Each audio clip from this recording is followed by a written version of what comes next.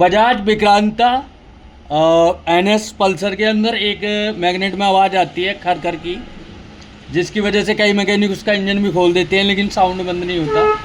तो वो जो प्रॉब्लम है सिर्फ 2 चीज़ों की है, वो डालते ही बाइक बिल्कुल परफेक्ट हो जाएगी। एक ये वाला बुश जिसमें ये छोटी गरारी लगती है, ये वाला बुश ज़रूर चेक कर लें, और दूसरा ये गरारी वाला बैरिंग, ठीक है। इन दोनों में ही फॉल्ट आता है। जब भी ऐसा साउंड का या खरखर की आवाज़ आए तो ये दोनों चीज़ें डाल दें, बाइक ओके हो जाएगी। मिलते हैं नेक्स्ट वीडियो में।